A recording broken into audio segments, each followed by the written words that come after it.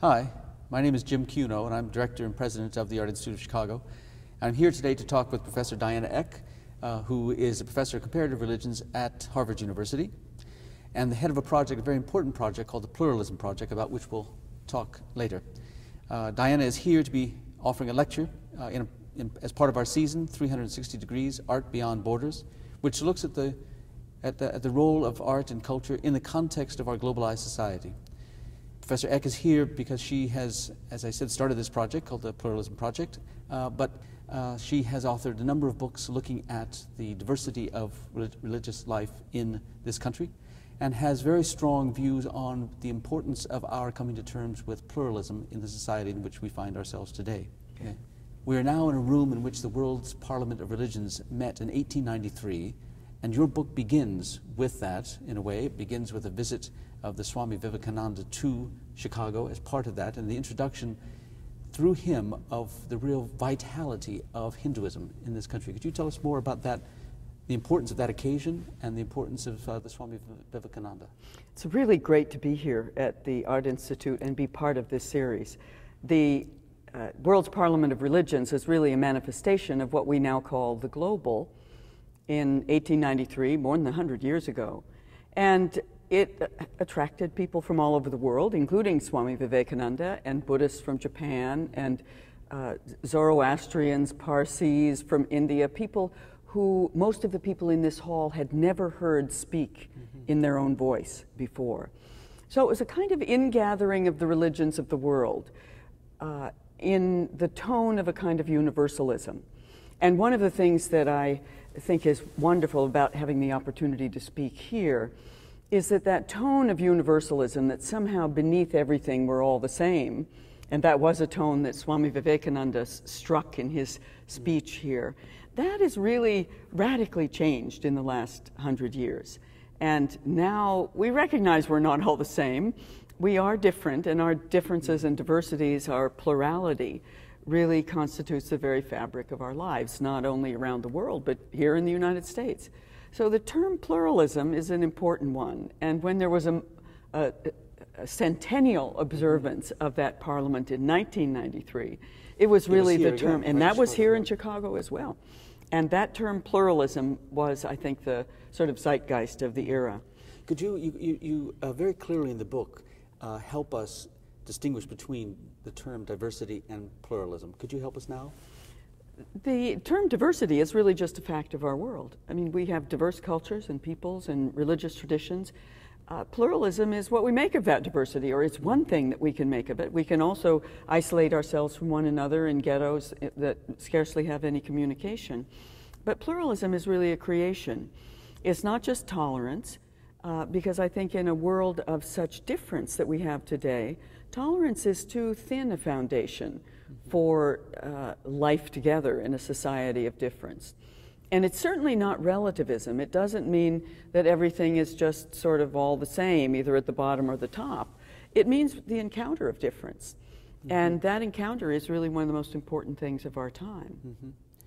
You also say in the book about the importance of the 1965 Immigration Act that opened our borders.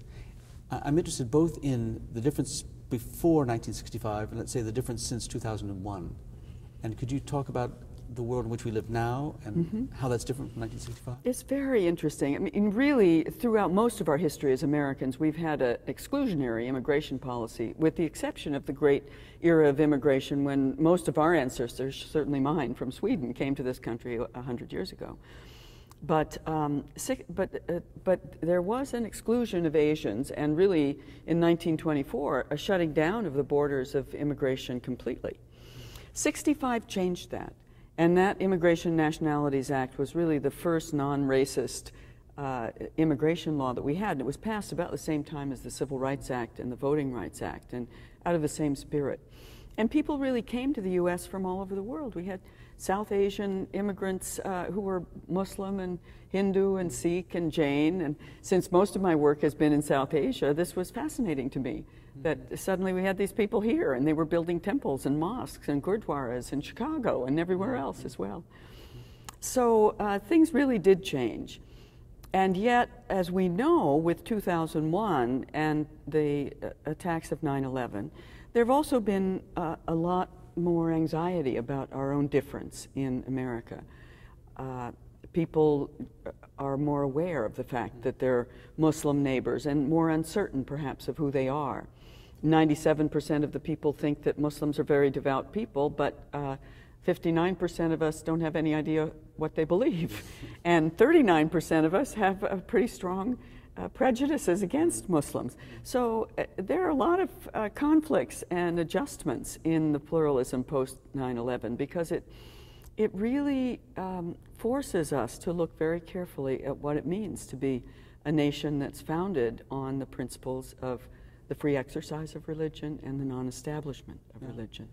I think also an important part of your work, and certainly the books that you've written, but also the Pluralism Project, is to help us understand, those of us who aren't as familiar with the world's religions as you, that it's too simple to say Islam, it's too simple to say Buddhism, too simple to say Hinduism, as if those three religions, let alone all the others, Christianity, Judaism, means one thing to all people. Yes. And what's so important about your work in helping us navigate the complexity of this is the kind of not only diversity of practice within each of those, but the changes living here has brought to the way the different Buddhists, the different Hindus, the different Muslims create their religious lives and cultures now that they are living here. Thank you for saying that. You said it so well. I mean, it really is true. For example, the Buddhists here in Chicago have the Buddhist Council of the Midwest.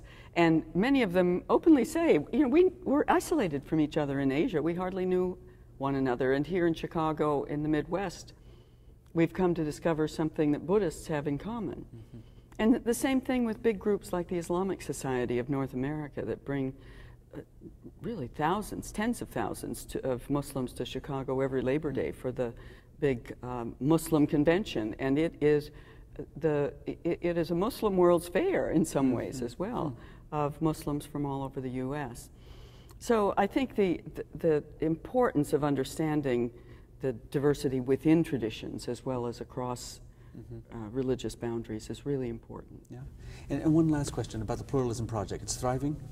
Thriving, and we have been in business now for 15 years. Now we're starting to develop some of the case studies that help us understand a little better as citizens what the real conflicts are in American civic life as citizens and as religious people.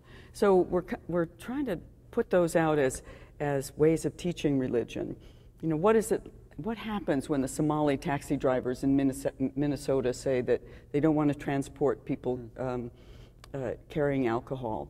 What happens when the churches in Palos Heights out here in suburban Chicago are anxious about a Muslim community coming to a previously homogeneous Christian town? These are important case studies where students who are not from these particular situations can really learn about the encounter of religion on our own soil. Well, we're grateful you're here. Your work is central to the theme of this season, so we thank you very much. Thank you very much.